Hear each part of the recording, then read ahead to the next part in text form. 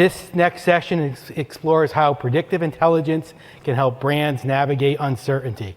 Please welcome to the stage Vice President, Identity, Data Strategy, SaaS Platform at Resonate, Dean de la Pena.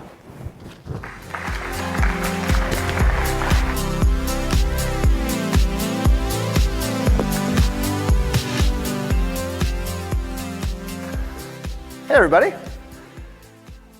So quick show of hands. Who is excited about mediocrity? Okay, good. I'm glad nobody was like, oh, me, please. Excellent. Well, thank you guys all for being here. It's wonderful to be in front of you today, talking a little bit about ending mediocrity and really thinking about how we bring humanity back to marketing. And let me explain what I mean by that. Maybe this is a reminder for me as much as it is for anybody else. I spent a long time in analytics, AI, data science, looking at how we can make marketing better. One of the things that's really hit me over the last several months as AI has become so much more in the forefront and we're really thinking about the data that we can bring to bear, how we make models better, marketing is really about humanity. It's about the relationships that we create with people, right? And if you think about the relationship that you as a brand or the brands you work with have with the consumer, it starts with building empathy and then you start talking, you have a conversation. And at some point, yes, there's a transaction. There's a moment where they buy what you're offering. But that is an exchange of value that creates the loyalty and the desire to sort of move forward together that creates the customer lifetime value. And that is about a conversation. It's about engagement with the person, right? So, with marketing being about humanity, it's really important for us to just remember that. Like, it's just the fundament of what we're here to do. And it's so important when we talk so much about data and technology because it's really easy to reduce people to numbers. And I think there's a real problem with that, right? Marketing sometimes doesn't feel human in the world that we live in. You start reducing people to numbers, you start feeling like, we're kind of tactic managers, consumers start to feel a little bit more like targets as opposed to feeling recognized. And that undermines the ability to personalize your offering. It undermines your ability to start that conversation in a real way, right? And that carries a price, right? The price of missing that message can be significant. So I'll tell you a story. There was a few months ago, I was sitting on the couch. My wife and I were watching TV. We were watching some sports. There was some football game. And she asks me, well, hey, is sports gambling legal nationwide? And I said, no, it's legal here in Illinois, but it's not legal nationwide. Why do you ask? She's like, well, because we're watching this national broadcast, and I see FanDuel and DraftKings and all of the sports betting apps, Caesar Sportsbook, whatever else. So, why am I seeing these ads on a national broadcast if this stuff isn't, broadcast nationally? And I was like, well, never miss an opportunity for me to, explain something about what I do, right? So I was like, well, let's talk a little bit about programmatic marketing and connected TV and how you're seeing ads, right? And she was like, oh, tell me more. So, I explained, okay, we are watching on Sling TV, on our Apple TV, and somebody they've got our IP, they know where we are, they know that we're in Illinois, we're probably excited about this stuff. And as I'm saying this, the very next advertisement was an attack ad in the gubernatorial race in the state of Virginia in Spanish. And there was never a better example for me to just drive this point home. Number one, we are being targeted with ads right now because yes, I did live in the state of Virginia for 20 years, and yes, I do have a Spanish last name, but also the price of getting it wrong because I no longer live in Virginia and I haven't for a decade, and the Spanish last name is, Filipino by way of conquistadores. So, not exactly the target, right? My model up here is a pretty good way of explaining how I felt in that moment. And so, they were certainly wasting their dollars, but you can think in a moment where you're almost but not quite, you can kind of create that bad taste in someone's mouth that's even worse than just getting it wrong completely. And actually, you know what, before I go into this, let me ask another question. So let me get a quick show of hands. Who is actively engaged in, who's a marketer, who's actively engaged in the process of marketing every day? Let me just get hands in the air. All right, of you all, who thinks their job is just easy and getting easier, like every day? And if I see any hands up, it's kind of hard to see with the lights, but if I see any hands up, I'm going to find you after this because I want to know what you're doing. But it's not, right? And I think the numbers tell us that. For starters, 222% increase in CAC over 10 years, while churn is as high as it's ever been, and hundreds of millions of dollars at risk for every brand, every major brand, from ineffective targeting, right? It's not that they're all losing it, but this is what's at stake, right? More and more dollars. And that comes from the radically evolving consumer, where 76% of consumers are more likely to buy when the message is personalized, when you've created that relationship, right? But half of them don't want to tell you who they are, and 75% of consumers are actively changing every day based on the economic pressures that they face. And if you feel like your job is actually getting harder, not easier, you're right. And there's a lot of other folks in this room that will corroborate that. 75% of companies are not personalizing maybe as well as they could. And about that many marketers say it's really about understanding the audience, having really high quality data that's critical to that personalization, but more than half of them don't have all of it that they need, right? And that leads us to imprecise inputs, where when we think about understanding who we're trying to talk to, it's so important to know the right stuff about those people, because that powers the models that help us find them where they are and understand more about them. And if you can't have strong models because the underlying data isn't telling you what it needs to, you end up with poor marketing performance. And we all know that poor marketing performance is what leads to spend that you don't need to, lower ROI on your marketing, and the diminished lifetime value of the consumer that comes from having, conversely, the strong relationship, right? So this is the sort of thing that we all face every day, and I think understanding that this is a ubiquitous problem and it really means something for the success of the brands and the marketing efforts that we have today, that's really important. Fortunately, there's a solve.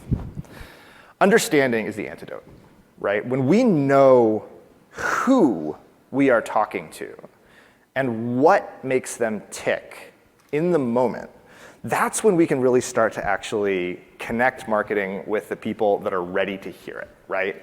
To create that message, to make that connection, to start that real conversation that creates the relationship. And that is the moment that we're all striving to get to. The holy grail is when we really deeply understand everyone we're trying to talk to, can find them where they are in a moment where they're excited to hear our message, right?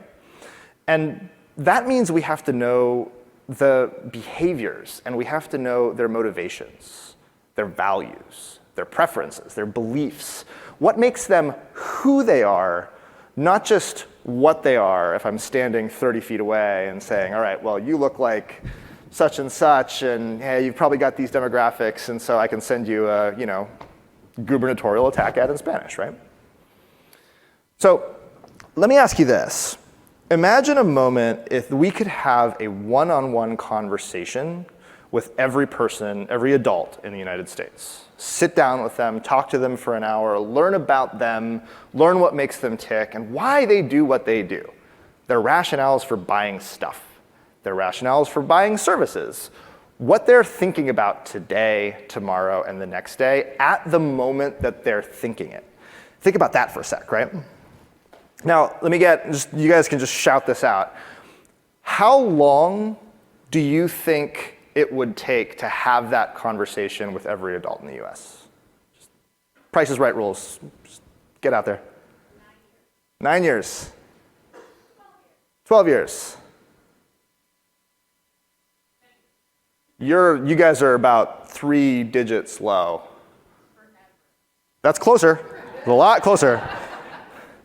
5 times longer than recorded human history. 28,900 years, I did the math. And we don't have that kind of time, right? So how do you get to that outcome? How do you get to a point where we can really deeply understand each one of these people well enough to be able to have this kind of conversation with them and build that relationship, right? So here's how we do it, right? We turn truth into action, starting with building that deep understanding for each person, right? And we begin by, first off, we run a massive consumer study, right? We do a big survey. We ask people some of these questions. We actually have that conversation with hundreds of thousands of people, right? We'll also get first-party data from some of our clients. We can collect things like purchase data, intent data. And again, we're collecting it on a fairly small number of people, right? And I think the challenge that we often face as marketers in the world of data is it's really hard to scale that. It's really, these are really valuable data points, but it's really hard to make that something that we can see for everyone. Well, we can collect some data about everyone, right? There's sort of an interim step here. There are online behavior, right? We look at billions of online behavioral signals, what people are browsing every day. We look at broad spectrum consumer data and census and credit bureau records, consumer data file that helps us understand, again, a little bit more about that what. What are the demographics? What are the characteristics of these people? Things like IP and location, right? Engagement with different websites and media. And what we do then is we scale that out, right? We use what we know about everyone to predict the things that we know about some people, right? And you do this every day, right? You know lots of people. Each one of you knows lots of people. And when you meet someone new, you speak to them for 5 minutes, you get a feel for their behavior, you get a feel for how they act. You can make some pretty good guesses, right? You can figure out kind of, who they are, what makes them tick. If they talk to you for 10 minutes or 15 minutes, they're probably in sales, right? But you can make those conjectures. You can understand that. And that's what our models are doing, just at massive scale, right? They see as much as we can get about everyone. And those data points are not what starts that conversation. It's not what creates that relationship. But we can use those data points connected to what we know about a few 100,000 people deeply to predict that out for everyone else. And because this is a room full of data practitioners, I'm going to go one step further into a little bit more detail. Right? Step one is we link all that data, really big data, to a person, right? And we kind of create the set of labels, we'll talk about the features in a second, around their motivation, their intent, their values, their beliefs. We ask them those questions, we collect that information for a few people, and we know not just that, but also how they behave online and can connect those dots. And that's where I want to shout out Samantha. I really loved your presentation from earlier. We talk about vector embeddings, right? We're just creating a numerical summary of each person. And that numerical summary contains everything that we can uncover on them, and privacy secured, consented, right? That turns that into something that machines can read. And we bring those things together by saying, all right, take that embedding, chunk it into a neural net model, and help me figure out these key things that I care about: motivations, intent, values, beliefs, preferences for each person. And then once we project that out universally, now we know these key decision criteria about every individual in the US, and that lets us empower marketing with much better insight and clarity into why, right? So that connection point, that action moment of, I know you now, and I'm going to talk to you like I know you, not like you're a set of demographic data, a set of numbers that I don't understand, right?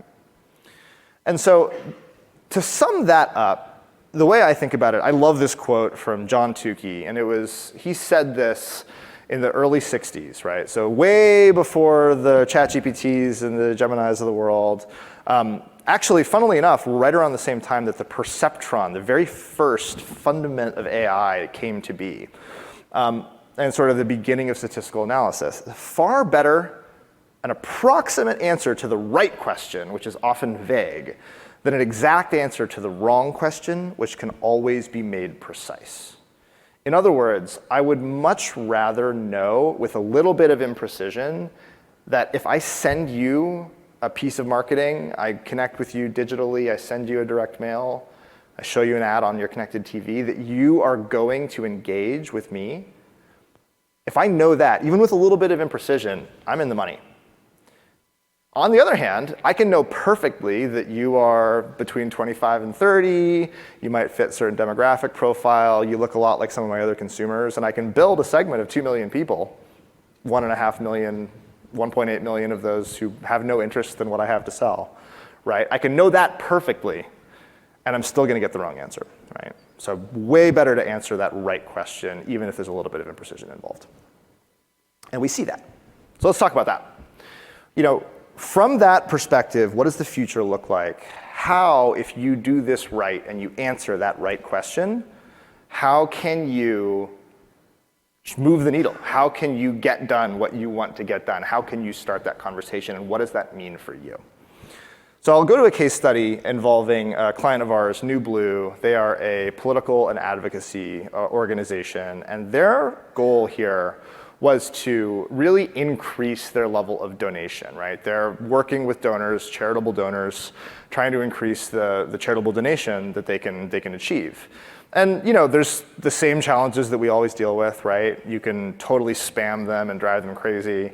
They're a lot less likely to donate when you do that, right? And there's obviously an operational element to, like, I can only send out so much mail, before I get tired licking stamps and putting them on envelopes, right? And so, what we were asked to do was to understand the people involved, understand the donors, and build a model that allowed us to find the right ones. Who was genuinely going to be most likely to donate if we identified them based on the characteristics of what made them tick, right? So we're talking propensity modeling. This isn't rocket surgery. But what it is, fundamentally, is a deep and abiding understanding of who these folks are. And so we built the models, right? We continuously tuned them. So over time, as the campaign was moving along, we would spend a lot of time making sure that we had the dials turned the right way. We prioritized according to a very specific KPI. We knew what we were trying to achieve, right? It's a donation in this case, our client's revenue, essentially. And then we built that model, very much tailored for purpose, understanding and bringing in the data that we were offered by the client, right? They had some data to bring to bear. We had our own understanding of online behavior. We had our own understanding of the kind of consumer data that we could bring into that modeling enterprise. And when you do that right, you see massive improvement, right? 4x improvement in how much donation they were able to achieve over that period of time. And they were able to materially scale their email, and that every dollar that they were spending additional from what they were spending before was still more efficient. So not only are they more efficient, they're substantially more effective in actually driving the outcomes they needed. And we did it all in a week, right? So that's the power of focusing on who people are and what makes them tick, not just what they are and kind of what their demographics are. Do they sort of kind of look like who we've talked to in the past? Don't take my word for it. Taryn Rosenkrantz, who's the CEO and president of New Blue Interactive, had highlighted that, at the end of the day, Resonate's predictive model is forward-looking based on what people actually believe and care about right now. After 15 years in digital fundraising, this is the first time I've seen the model itself become a competitive advantage. And the most important part of this to me is the right now. It's what people care about right now. Because I think sometimes getting back to thinking about marketing as bringing humanity back to marketing, thinking about marketing as a human-focused enterprise, people are not just people, they're not the same person all the time, right? People are context. People change. People I guarantee you that as gas prices go up or down, how people want to buy electric vehicles is going to change over time, right? What people want to eat on a regular basis, that changes for me every 20 minutes. So finding people where they are, what's the occasion, what's their context, that moment where we can actually understand that in near real time because we understand their behavior and bring that into our view of the understanding of who they are, that's so important to unlock the kind of impact that we've seen in cases like New Blue. So now we know who people are, what makes them tick, why they act, and have that deep and abiding understanding. The question that we are asking ourselves now is, how do we make that a reality? How do we make that easy? How do we make it fun for our clients? That's where a solution that we're building called Resonate Cortex comes in. And I think, as generative AI has come onto the scene, obviously we've talked a lot in the last 2 days about AI, agents, how we can really unlock value, right? We have this tremendous, this asset, this deep understanding of people that we keep up to date, that we know why they do what they do. We can connect that to marketing. The question for us has become, how do we do that really straightforwardly, efficiently, easily? And like I said, make it delightful, make it fun. So Cortex is our end-to-end marketing solution. It's agentic, and it's designed to bring that degree of understanding all the way through the marketing lifecycle. Everything from the insight and the strategy that's so driven by knowing truly who your consumer and customer is, through to finding them, breaking them out into cohorts, right? Like I've heard several times in presentations about, hey, the finer we can get those cohorts, the more of them we can segment, the more of them we can speak to in the ways that will make sense for that smaller and smaller group, the better off we will be, right? Agents are awesome for that, by the way. And then thinking about how we actually personalize that message, activate the campaign, and optimize that over time, all powered by sort of this predictive consumer intelligence that has proven to help our clients to such a degree. And if we do that right, faster, more profitable campaigns, better operational efficiency, improved ROI, and brand and revenue growth. And all of that fundamentally comes from starting from this understanding, starting from the predictive AI, from the models, from all of the data that we can bring to bear. And again, thinking about that from a privacy-first perspective, the consented data, finding ways to turn that into embeddings that no humans can read, right? Which really helps secure and make sure that we're using that data very responsibly to connect that message, right? Generative AI then and agents are really the next frontier for how we can bring that understanding quickly, straightforwardly, and delightfully to our clients. Thank you very much.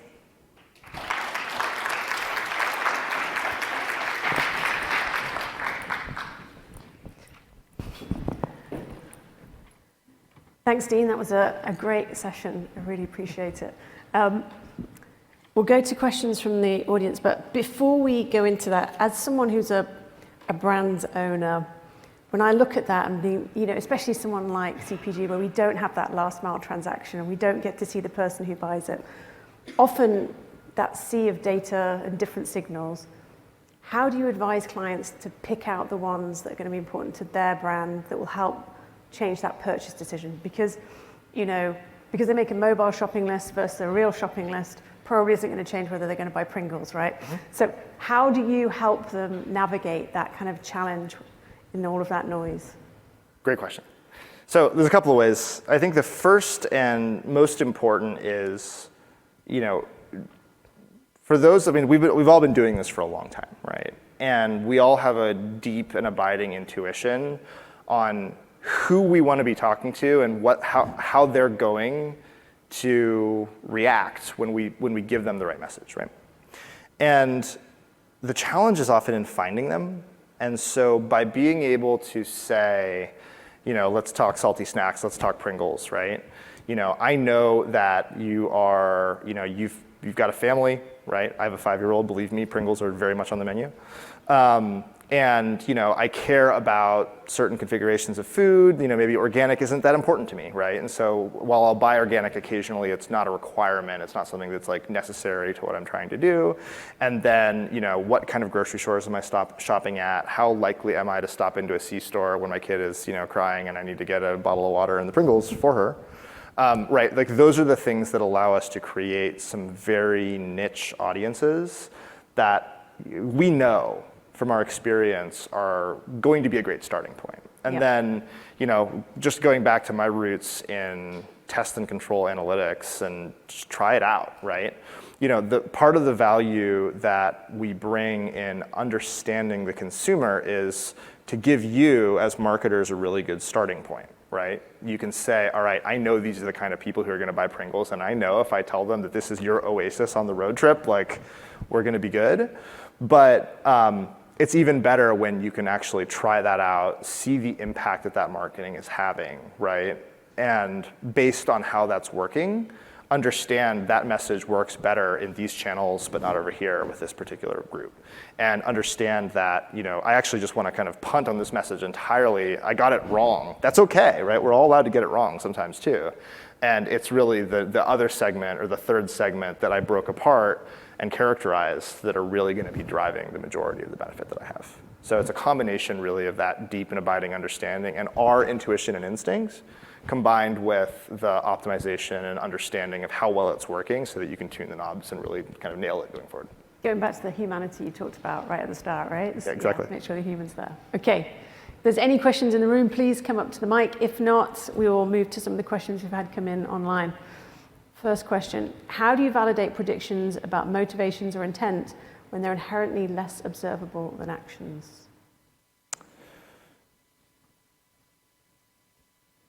I'm not sure I totally understand that question, but what I would say is, I'll start with how do we validate the predictions about motivations or intent, right? The easiest way for me to validate those predictions is when we make them and we create audiences based on that and our clients activate those audiences, right? And again, we're building that prediction of the individual. So we're actually providing those segments directly. It's not saying, hey, segment looks like X, Y, and Z, go find that on the open market somewhere. No, we're saying these are the people who meet these criteria. Bring that to the DSP, bring that to your social media, like make that happen. They really work.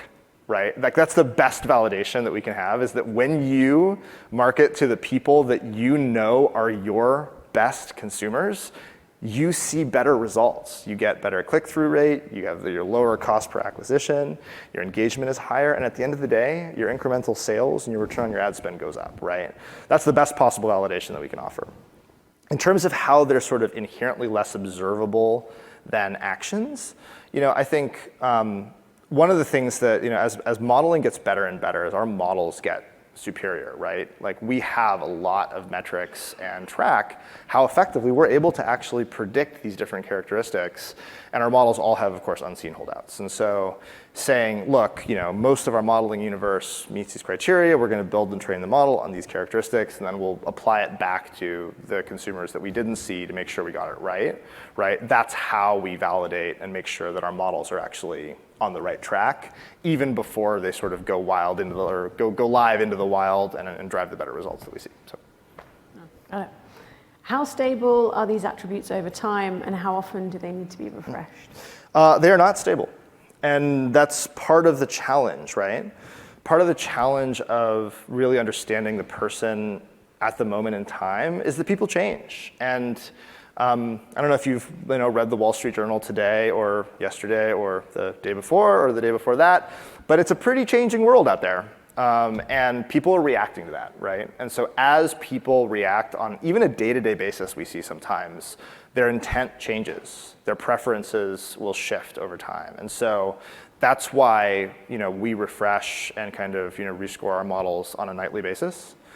To make sure that we're constantly staying up to date with how people are changing their behavior and what that indicates about their preferences that change as the world around them changes and they react to that. Just to follow up on that, do you see that some things are changing quite quickly, to your point in your example about food preferences, and some things are more steady state, stable over time, or do you see everything's quite, particularly now, quite volatile? No, you're absolutely right. Like there's a pretty vast gulf between, and I'll use a kind of an absurd example. Your age changes once a year, right? We can predict your age based on how you act, and we won't always get that right. Like our head of client success loves to talk about how while she is in her early 40s, she acts like a grandma because she knits, right? And there's those signals will sometimes lead us astray, but we can get your age down to a pretty tight range, and that changes once a year. On the other hand, right, your intent to get a new credit card, or your intent to purchase gas in the next week or two, if you own a hybrid, maybe you don't have to fill up at the tank, and you're going to hold off as long as you can because prices have skyrocketed, right? So those are the kind of things which change much more often that we have to be much more attentive to making sure to stay up to date more regularly. Yeah, such a fascinating pulse on what's going on in the world. Next question. What's the most compelling ROI case you've seen from applying this approach? I love that question. Well, 4x donations isn't bad. So I was excited to see that, and I think that was compelling for sure. But I would say generally, as we do the analysis with our clients, or they're doing that analysis and reporting back, hey, this is why we like using your data, right? We're seeing 40, 50, 70% increases in engagement and return on ad spend for some of these segments that our clients are using. That can be that's obviously really compelling, and that's part of the reason why many of our clients continue to work with us year over year.